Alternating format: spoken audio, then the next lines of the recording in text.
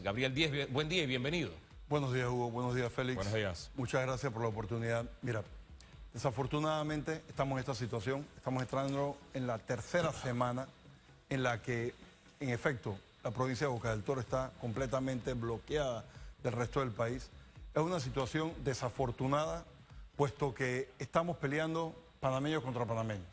Tú hiciste un relato hace unos minutos de una señora en una ambulancia que no la dejaban transitar, el oxígeno que no llega a los hospitales, bebés que han sido cruzados a pie, recién nacidos.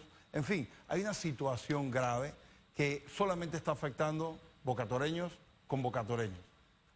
Sumado a eso, tenemos el problema de que puede ser que hayan pérdidas de trabajo al cierre del empleador más grande de la provincia. En fin, estas acciones son ahora, las consecuencias son eternas. Entonces, ¿a dónde estamos llevando la situación? Nosotros, como CONEP, nuevamente hacemos un llamado respetuoso, firme y abierto a que las partes conversen. Nosotros creemos que tenemos que sentarnos a conversar y a explicar. Aquí nadie está hablando de precondiciones, no. Estamos hablando de sentarnos, ver lo que está sucediendo y poder avanzar. Aplaudimos la iniciativa del sindicato de Citraibana, que va a recibir, tenemos entendido el día de hoy, a la ministra de Trabajo y al director de la Caja de Seguro Social.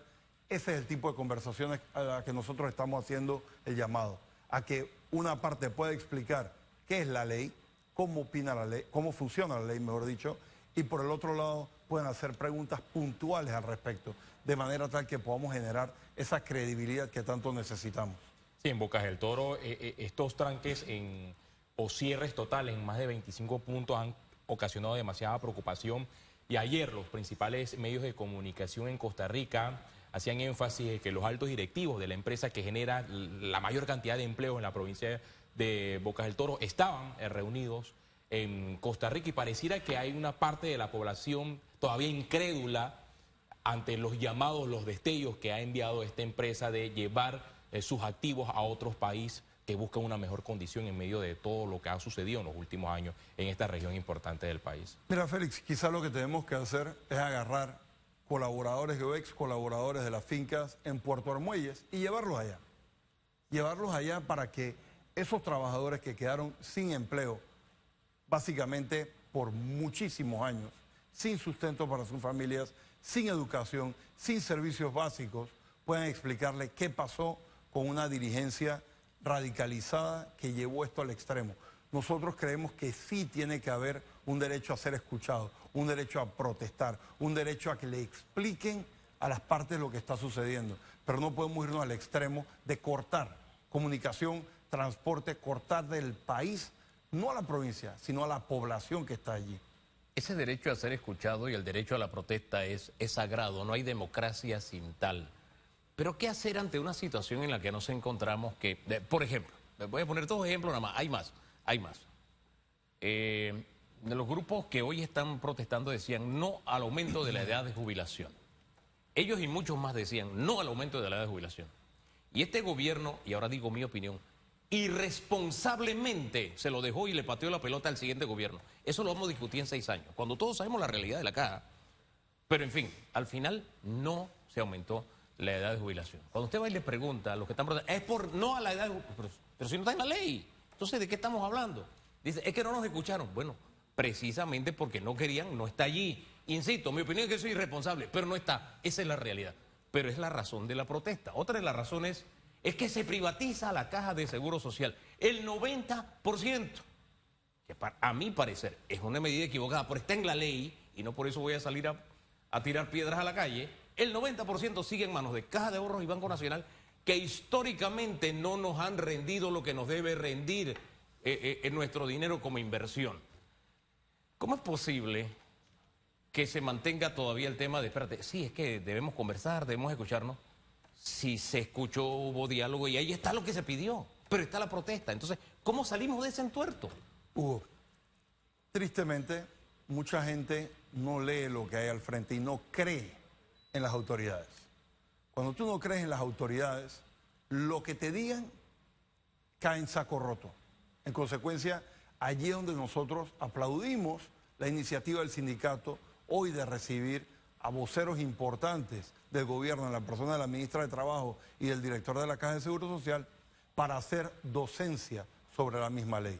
Ahora, nosotros desde el CONEP hemos venido insistiendo que ese es el tipo de conversaciones que tenemos que tener. No estamos hablando de un diálogo con condiciones, me quitas esto o me quitas lo otro para sentarnos. Yo exhorto a los líderes magisteriales que hagan lo mismo que están haciendo los líderes del sindicato en Puerto Armuelle, en Boca del Toro. Exhorto a los líderes del Suntrax que hagan exactamente lo mismo. Siéntense a conversar, que expliquen punto por punto lo que dice la ley con el documento al frente, porque de otra manera el documento es el documento y los bochinches de pueblo son los bochinches de pueblo. Es que puede que el gobierno no tenga credibilidad, puede haber mil razones, pero ahí está la ley. O sea, ahí está la realidad. Y eso no se puede cambiar. Es más, yo voy a contar parte de la historia que creo que ha dado pie a lo que estamos viviendo. Yo recuerdo que cuando se aprobó la ley, nosotros hicimos un debate abierto. Invitamos a un dirigente magisterial y no recuerdo quiénes eran los otros dos invitados. Ya Suntrax había dicho, vamos a la calle, vamos a paro. Aquí no se movió ni una hoja. O sea, nadie le hizo caso. ¿Por qué? Hombre, porque el país tenía fresquita en la memoria lo que se acababa de aprobar. Y me acuerdo que ese día, ese dirigente docente fue y defendió eso. Vamos al paro, porque los derechos y qué sé yo, y que la edad de jubilación. Entonces me acuerdo que yo saqué la ley y le dije, oiga, ¿dónde está aquí que se aumenta de la edad de jubilación? Me sacó un argumento, le dije, no, ¿dónde está? Porque lo que yo leo en el artículo tal y tal cosa, no es lo que usted me está diciendo. Y cuando le leí que era 6 años, dice, ahí está. Yo le digo, o sea que usted va a protestar por algo que va a pasar en 6 años. Fíjese hasta dónde lo llevé. Después le hice otra pregunta del contenido y al final él me dice, me aceptó que es que él no había leído la ley. Entonces, ¿eso qué significa? Yo voy a protestar independientemente de lo que diga ahí. Ahora, como en los primeros días no hubo una reacción como la que esperaban, comenzaron a meter más temas en el tarro. Voy a meter en el motete la mina, voy a meter en el motete que si el presidente que el presidente tampoco se ayudó de la forma en que lo ha manejado, la forma en que él se ha referido a quienes están en contra de esto, y por ahí nos vamos. Al final, hoy hay gente que no cree en lo que está escrito y que es ley. Es así. Pero en medio de todo eso el gobierno guardó silencio en vez de explicar lo que la ley contenía también. Y eso nos tiene donde estamos en gran medida. O sea, no solamente es que haya un grupo que esté como está, sino que el propio gobierno, no sé si es que de pronto cantó victoria. Y esto es como el béisbol. Termina un episodio y viene el siguiente. Esto no se acaba hasta que se acaba. Hugo, por eso es que nosotros hemos venido insistiendo en hacer estas conversaciones. Hemos ofrecido el CONEP como un punto de encuentro, como siempre el CONEP se ha manejado para poder intercambiar opiniones y poder conversar. Es importante que mantengamos esos canales. Yo concuerdo contigo, lo sucedido, pero es como tú lo relatas, pero ya sucedió. Tenemos ahora que encontrar nuevas alternativas, nuevas vías de conversación para poder avanzar, para poder explicar, para poder que la gente crea en que lo que está escrito es la ley y no es lo que se dice en redes sociales. ¿Qué postura debe adoptar el gobierno tomando en cuenta que la mayoría de estas agrupaciones que están en las calles protestando han solicitado o solicitan la derogación de la ley de la Caja de Seguro Social? Y hay diputados que han mencionado que este tema no es tan fácil así como se ha ventilado y otros que tienen la tesis que no es tan viable derogar una ley que recientemente fue avalada por la Asamblea Nacional.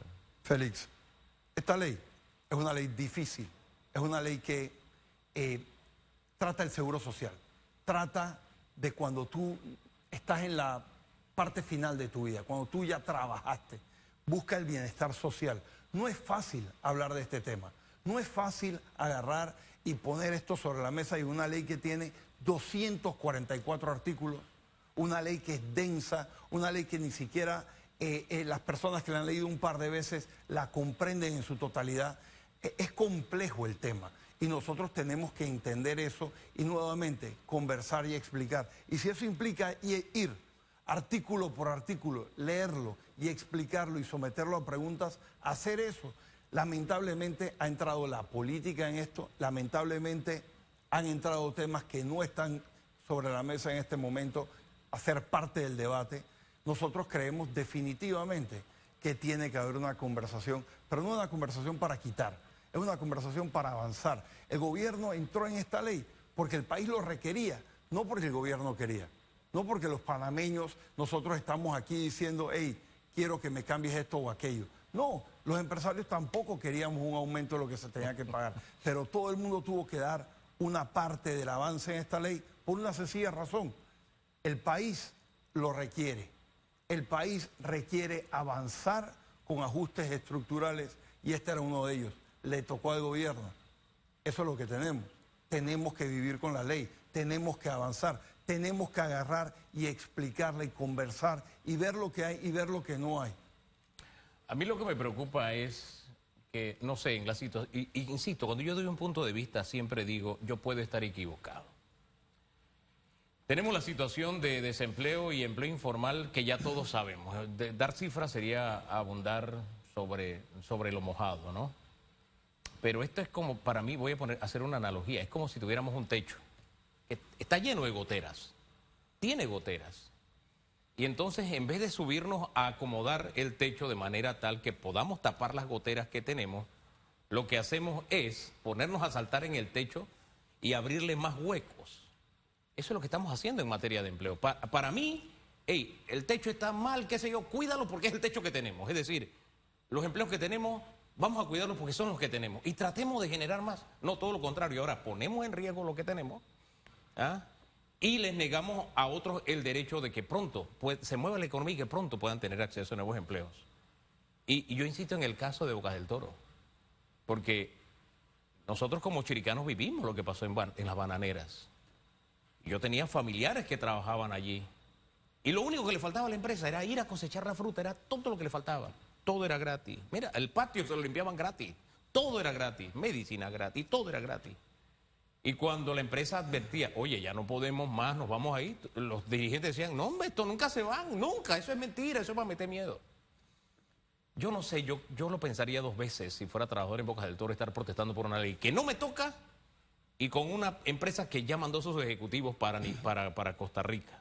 De verdad, yo estaría preocupado, porque se trata de eso, de perder lo que tenemos y todavía complicar más la situación del país. No sé, pero yo insisto, yo puedo estar equivocado con esto del techo, del que le estamos abriendo más huecos al techo, no sé. Hugo, Bocas del Toro es una situación crítica, pero no nos olvidemos del resto del país. Bocas del Toro está perdiendo más allá de los bananeros. Estamos hablando del turismo. ¿A quién emplean los hoteles? ¿El turismo a quién emplea? Principalmente a los jóvenes. Estamos castrándole la oportunidad a esa juventud de poder avanzar. Nosotros a nivel nacional estamos sumamente preocupados. ¿Por qué? Porque tú tienes la micro, la pequeña y la mediana empresa que generan la mayor cantidad de empleos en la juventud, que dan las oportunidades a la juventud principalmente. ¿Y qué está pasando con ellos? El que vende el día a día por estos cierres, por estos tranques, el pequeño productor, el pequeño operador turístico, la pequeña fonda, en fin, hay una cantidad de elementos aquí, de empresas, de colaboradores, de negocios que están fracasando y que la única forma que pueden mantenerse a flote es cortando el empleo de los más jóvenes que tienen, porque son los que menos experiencia tienen, son los que están aprendiendo, son los que de menor tiempo tienen en la empresa y esos son los que van a perder. Entonces, nuevamente, hacemos un llamado que no es que solamente estamos brincando en el techo, estamos quitando el techo, estamos desbaratando el techo y vamos a quedar con ¿qué? El problema es grave y como he dicho siempre, las consecuencias de lo que hay hoy salen mucho más adelante. Mira el caso de Bocas. El caso de Bocas, paro por pandemia 2020, 2021, paro por protestas nacionales 2022, paro por la mina 2023, paro en el 2025. Yo pregunto, ¿qué negocio aguanta eso? Usted tiene contratos de venta de la fruta, tiene contratos con turoperadores. ¿Qué negocio aguanta eso? Estamos destruyendo lo que toma mucho tiempo en construir en un par de días. Fíjese que ahora que habla del tema de la pequeña, micro, mediana empresa, me hace recordar que ayer conversábamos con don Franklin Martínez, precisamente de la Unipyme, ¿no? Y él nos ponía al tanto de que el 85% del tejido empresarial está en ese sector. Así es. Y menciono esto porque Hay una tendencia ideológico-política de hablar de los empresarios, de que todos los empresarios son unos ladrones, juegavivos, etcétera, etcétera, y de que este es un asunto entre trabajadores contra empresarios. No, el 85% del tejido empresarial no es ni siquiera de millonarios como se trata de hacer ver. Es de gente que va haciendo negocio del día a día, desde la dueña del salón de belleza hasta el del taller de chapistería, y por ahí nos vamos, que son empresas y que son las más golpeadas en situaciones como estas, porque la gran empresa de alguna forma se las ingenia y busca la forma de mantenerse a flote, pero la pequeña, micro y mediana empresa es la que ponemos en riesgo, y esa es la que es de el panameño medio común, entonces ponemos panameño contra panameño cuando decidimos hacer las cosas de la forma que están haciendo. Pero insisto, yo puedo estar equivocado, de pronto cuando hablamos de empresarios, esto es un... No, Hugo, es como, tal cual como dices, es tal cual como dices, el 85% de la base del sector empleador es la micro, la pequeña y la mediana empresa. Es la realidad, y por eso hago un llamado nuevamente. El que se está afectando no es solamente la gran empresa, no, el que se está afectando es el que vende el día a día, como tú lo dijiste. La gente no sale, no consume. Vimos los restaurantes, 40% abajo. Eso no es función de nada más que la situación que hay ahora mismo. ¿A quién se le hace daño cuando el colaborador queda en su casa y no genera ingresos? Y no es una, como se dice, no, que te están metiendo miedo. No, no, no, no, no. Aquí esto no es eso. Aquí es la realidad. Y por eso es que a lo mejor hace falta que los panameños que están en Boca del Toro, que tienen una agenda mucho más allá que la ley 462, deben escuchar a los otros panameños, los de Puerto Armuelles, que ya sufrieron las consecuencias de esta radicalización. Esto, como dije anteriormente, se construye a lo largo de mucho tiempo y se destruye en un corto plazo.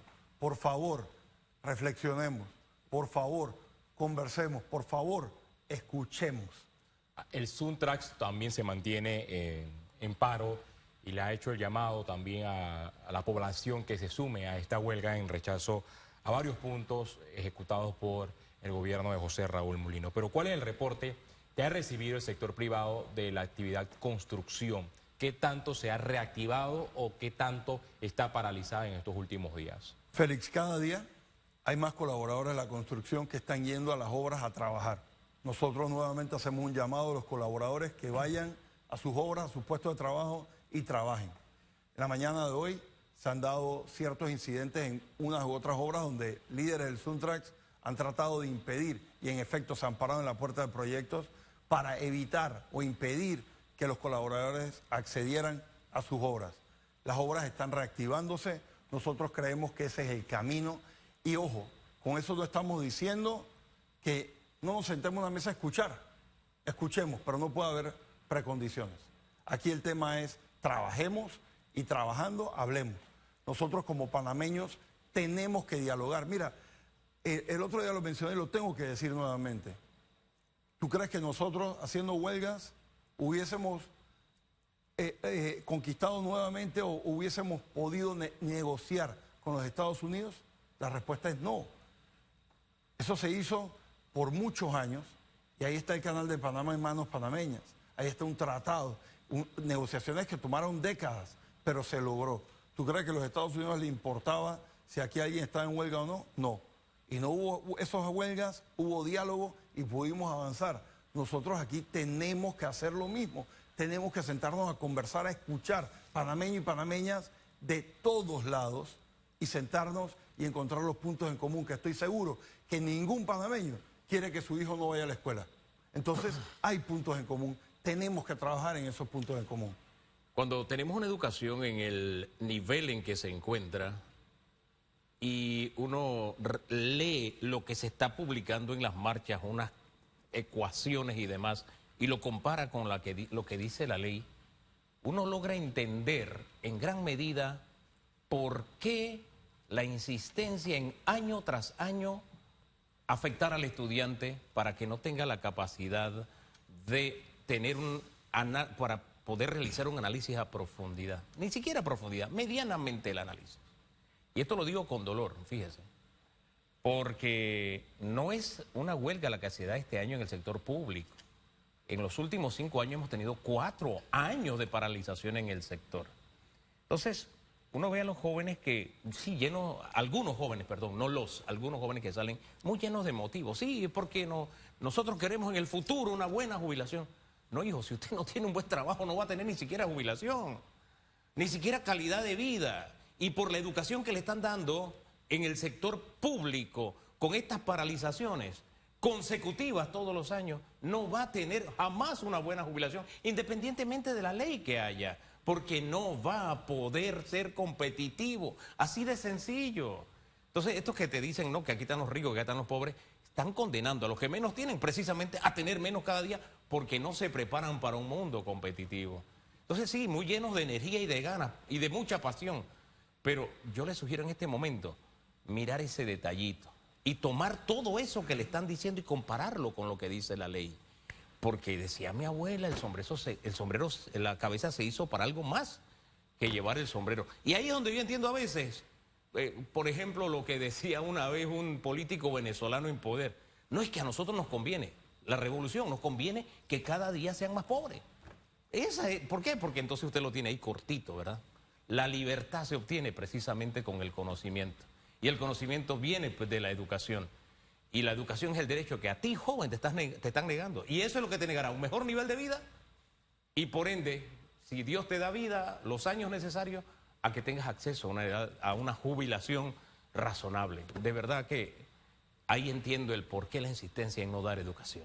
No proveer de una buena educación a nuestros estudiantes. Pero insisto, yo puedo estar equivocado. Esa es una tesis que yo tengo y yo la dejo ahí solamente para el análisis. No quiero que se nos vaya sin antes poner en perspectiva lo que pasó este fin de semana. No quiero ni preguntar, ¿usted sabe lo que pasó? ¿Cómo lo toma el sector privado? Más allá que el sector privado, Hugo, yo creo que tenemos que hacer una reflexión.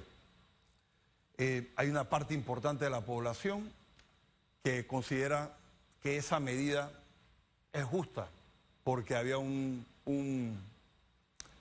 abuso del sistema por razones políticas.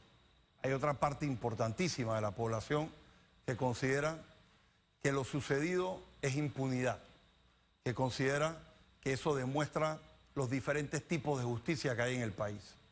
Pero sin entrar a valorar cuál de los dos es correcto, vayamos a valorar cuál es el de fondo.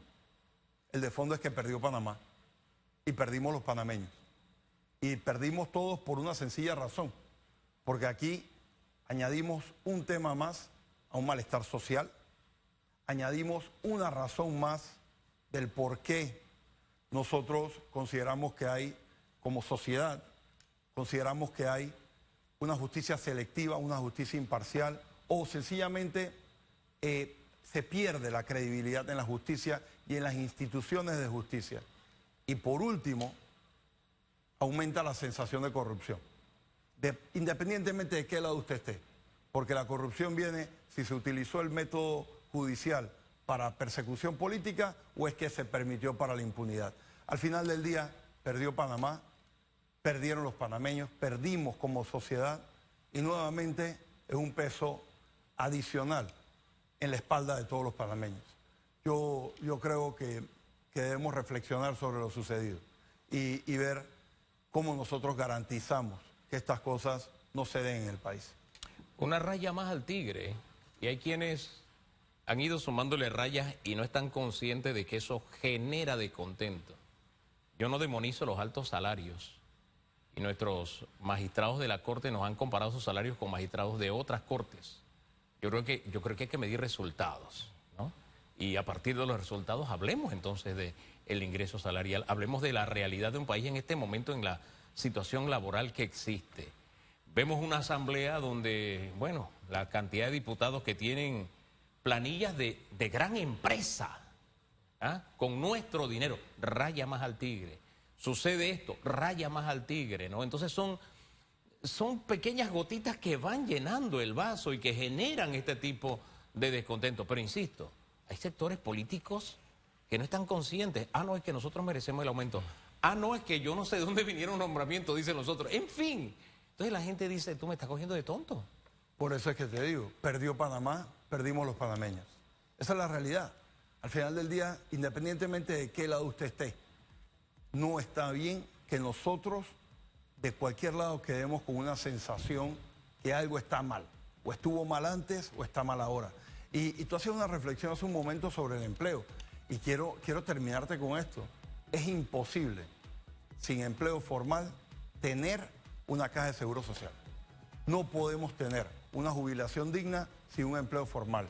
No podemos tener un mejor acceso a un empleo sin una mejor educación. Y no podemos tener educación buena si estamos utilizando a los estudiantes como rehenes para movimientos políticos y para defender o pedir cosas adicionales. Al final del día, nosotros tenemos que ver quién gana y quién pierde, y quien gana o quien debe ganar siempre debe ser Panamá y los panameños, y no está siendo el caso.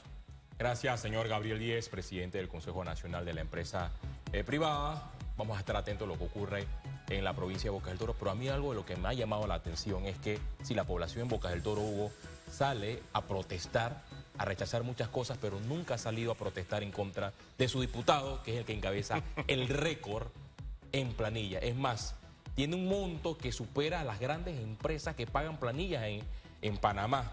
Son cosas de las que a mí siempre me han generado muchas preguntas. Son las 8 minutos, hacemos pausa, regresamos en segundos.